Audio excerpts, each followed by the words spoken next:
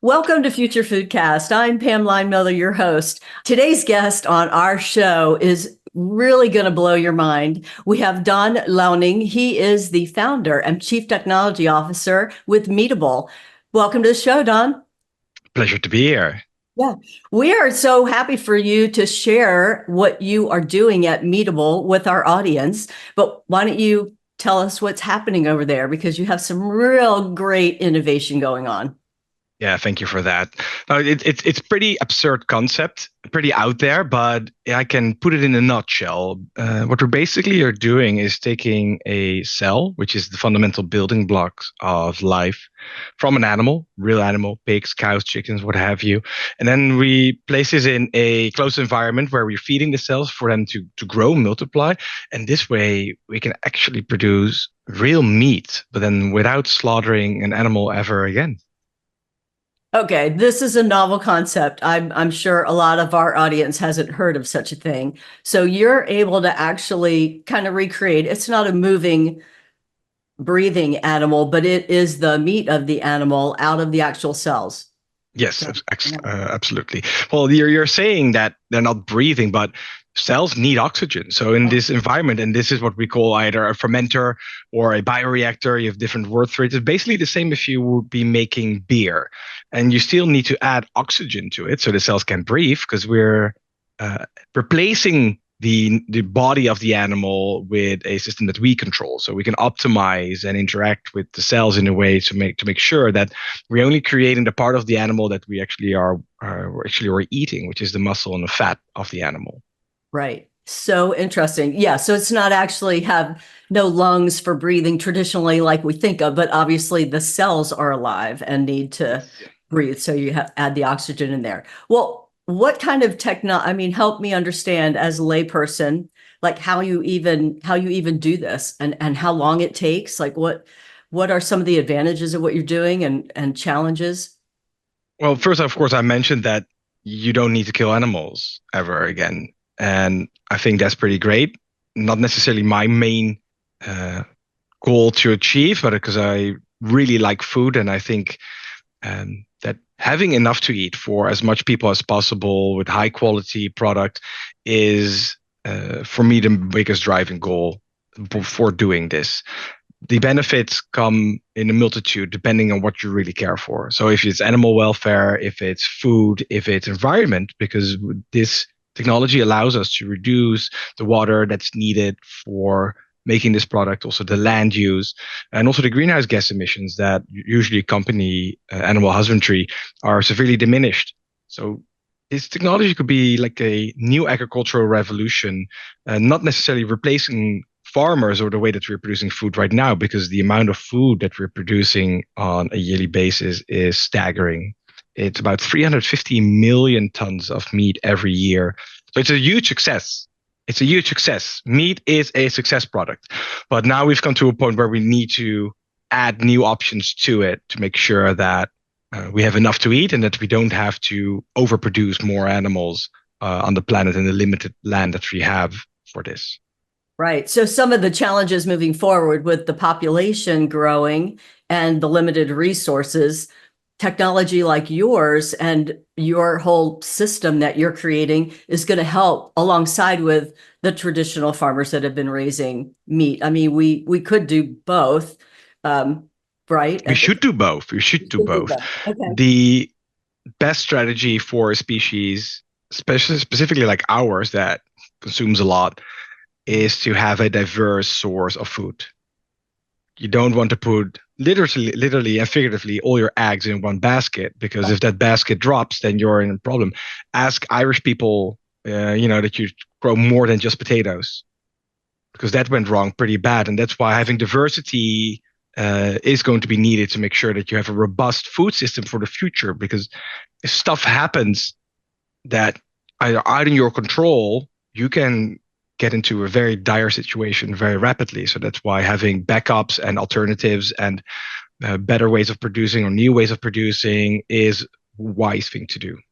Yeah, interesting because we have interviewed on this show people who are promoting alternatives to meat that taste like meat, and they're trying to simulate that taste and feel, etc. And also people who are looking for alternatives to meat because of some of the challenges that you're speaking of right now, and the amount of meat that we produce and eat is astronomical. But you're actually using the cells of the animals, like you're not doing a substitute meat or an alternative to meat. You're actually producing meat. Yeah, that's right. Only the way of producing it is different, but The it's the way same. And there, I think we have a unique role to play since you can see the adaptation of plant-based is taking off. There is, there's been a little bit of a slump when it comes to the investment landscape, but you do see growth. You do see better qualities over time. If you would go back when I was young, I went to a restaurant. You could probably get cannelloni maybe as a vegetarian dish, and it would probably taste like cardboard. But now there's entire restaurant chains devoted to this, and the products are getting really good. But also Yes, there's people that still miss a certain experience. There's a reason why we have canines and that our justice system is made in the way it is, because we can digest meat and people actually like meat a lot. So for those people, I want to also create a alternative so that they can diversify their diet with something that they still enjoy, but then without, of course, then the drawbacks of animal husbandry. absolutely. Well, can you share some of the technology, or how do you do this? And I know that you, looking at your website and speaking with you, I mean, the time is so much shorter. Like there are some advantages there as well. Can you share some of that with us? Yes, since we are using cells as a starting point, you have to think about this very differently. Normally, you would feed an animal grass or soy or what have you to feed animals. But now you need to start thinking how to better interact with the cells and how to use cells in their characteristics for maximum production. You don't have to take care of an entire animal. You're just trying to make as much product as possible in the shortest amount of time. But they don't have a digestive system anymore. So what we take is a cell that is very special. In the cell biology side, which I come from, they call this pluripotent cells. So pluri, multiple, and potent, like options. So this cell can become anything. They can become the skin, the liver, the muscle, the fat, anything that we care about. We can direct it towards it, but it has huge growth potential. But then we need to feed it stuff that a normal pig or a cow would also eat, but then broken down in its fundamental building blocks: sugars, proteins, salt, minerals, anything that a cell requires to grow and to become muscle or fat. So we feed it these things, it absorbs these things to grow and multiply. And then when we have enough, then we have a unique methodology where we communicate with the cell in a unique way, because we've come to a moment in time where we understand the language of cells, and we can tell them, hey, I want you to become fat now, or I want you to become muscle now. And we can do this very rapidly. And that shortened amount of time also, of course, impacts the efficiency of the process. And now also, since we have better control over the entire system, we can start to think about new nutritional values to cells, because we can feed it very curated amounts of nutrients that they absorb and turn into the stuff that is eventually the product. So the possibilities here are very exciting. We've just started. The field is very young, so we're just starting off. So what we first want to do is make a product that is 100% the same in taste, in experience, and then of course we can move forward from that and say, okay, so what else is out there? What else can we offer people for value, and what are they looking for in food and nutrition that we can help them with? Wow, that is just mind blowing. I mean, hard to conceive of, but this whole cellular biology, this is your background, correct? Or your Absolutely, yeah. that you bring to this, so you know what you're speaking about. Well, what do people think? I mean, so you've done this, and you've obviously eaten the end result meat. And how does it taste? What do people think? It's an interesting question. I always start on with the question: how many times was your mind blown by eating a hot dog? And I think not so many times. And No. that is the exact experience that people are having. They just eat a hot dog. And since we're making the same stuff, your brain recognizes immediately, like, oh, this is just meat. And usually then the entire excitement or the idea behind this, like, okay, I'm actually eating not a entire live animal, disappears. This is just a hot dog. And we have invited Michelin star chefs over, even royalty from the Netherlands came by. And when they ate it, it was underwhelmingly impressive. And that's Wow. what we're going for. We want to create a product where people don't realize that the production method is different because the end product is the same. I just can't even I can't even imagine it. I think it's amazing what you're doing, and look forward to hearing as this iterates forward. So what's your current situation with the product and marketability and where you're moving? Well, the thing that you just said was that you cannot imagine it how it tastes like, but just imagine eating a hot dog. It's not that hard to imagine, but it is very exciting. The thought behind it that you can literally eat a hot dog from a pig that's sitting next to you at the table, living his happy life. Yeah, that's Um, amazing to think about. yeah, It is amazing. I think that is the mind blowing part. I think that's the mind blowing part. The eating is not so special, but that other part, that's where I get excited about. So is it like The our physiology overrides our brain in thinking about this? Like, we might know what we're eating, but then as soon as we eat it, our body recognizes that as a familiar, if we're a meat eater, as a familiar exactly, thing. And so it exactly. overrides. Hmm. Yes. The question about where we are as a field is, like, it's very early on. We are just beginning on the scaling phase, cost reductions, all these things still need to happen. And especially since this market is extremely big and very efficient and has been around for decades and been optimized for that, it's a tough road ahead. To make sure that we can produce enough to make the impact that we have set out for. Because as a company, this is the mission that we have. We want to reduce the amount of greenhouse gases the animals needed, the amount of antibiotics needed for this production process. And therefore, you need to produce a staggering amount. And when you just start off, it can be a bit overwhelming. We just made the first batches of products. We've let people taste that. They're very excited. But now the real work comes because getting prototypes from from the bench to people's plates is easy. But then making factories start producing on scale, that's the hard part. So Right. that's why we're also just hired a new American CEO that wants to help us roll out in the States, looking for partners there. A very large meat consuming market. So we hope that we get traction over there to really roll out this new idea and get this to everybody's plate as soon as possible. Yeah. Okay. New American CEO. We will be looking forward to hearing about that. I'm sure we'll start hearing about Meatable here in the States, which is where I am. That's where things are happening for you. Is anything else happening that you'd like to share with us? Um, at the moment, we're working just very hard to make sure that we can bring this to everybody's plate as soon as possible. So right now, it's really just bogging down, working hard, getting costs down, getting scale up, all these things happening at the same time, and the team is working extremely hard to get these things done. But it will take some time. This is not a new iPhone every year. This is not going to happen overnight.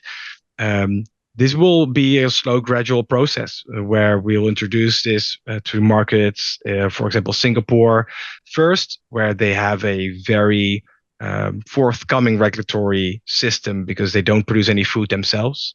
So they really are looking for opportunities to produce some food themselves. Because right now they're importing 90+% of food inside of the country. Oh, And if there will be a shortage, there will be a big problem. So now they are adopting this type of technology, instated government agencies to help us with the regulatory framework. So this will be our first launching jurisdiction. That will probably happen later this year, early next year, depending how well and how fast things are going. And then, of course, the United States. Europe is a bit more conservative, usually also notoriously slow. Not necessarily against this, while some countries may be a bit more conservative. I do think that this will be welcomed for the future when we see more need of this. okay. But we first have to demonstrate that we can actually lower costs and bring this to scale, which are what we're doing right now. Right. Wow. Very exciting. Well, and for context for our listeners, because this show will be replayed again and again, we are in 2024 in the summer months, which for us are the July, August timeframe by the time this show gets actually produced. And so you can have that as a reference point to keep track of what's happening. But certainly, I know you want to do it right, Daan. That's the quality part is, I know, one of your heavy focuses, and you've taken a lot of time to do the research and figure out the technology, and then you want to do that the right way. So do it once the correct way so you don't have to go back and try to do it again, right? I think that's the motto of the organization. I've been in this field now for a short decade. I was part of the team that made the very first cultivated meat hamburger in the world that was done in the Netherlands. Oh, And from there, I have seen the development of this space going on and really seeing the transformation that people cared about energy production and greenhouse gases before. And then suddenly around 2019, seeing the shift of understanding that animal or agricultural practices also had a big contribution to climate effects. And then being more open to new ideas. So that's alternative protein came about. And then also this idea took flight. And then really being diligent and making sure that what we're making, because we're talking about food here. And food is a very emotional and delicate topic. People really care about what to eat, where it comes from, or how it's made, to a certain level, of course, because the food system can be quite complex.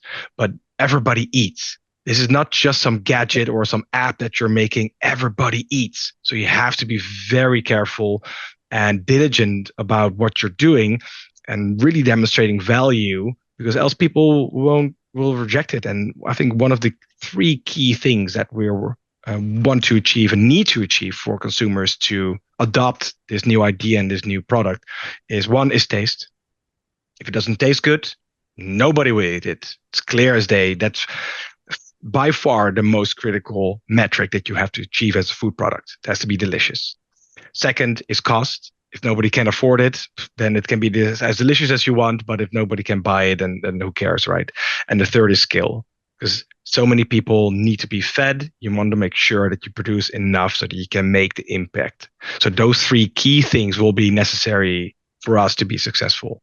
And that's what we're working on. well, great. Thank you so much for sharing your mission as well as your passion for that. It just comes through. And if you're watching on YouTube, you can see it, but I'm sure you can hear it in his voice as he speaks to us. Thank you so much for sharing what's happening and the innovation that's happening right now in the food industry in your area. Thank you so much for having me. Absolutely. If you'd like to hear more interviews like our interview with Daan, please leave us a comment, engage with us, and be sure to subscribe to get next week's show. Until then, I'm Pam Linemiller. Thanks for listening to Future Foodcast. Future Foodcast is powered by Farm to Plate, the leading food blockchain platform. Subscribe on YouTube or wherever you listen to podcasts to stay up to date with the very latest innovations in the food industry.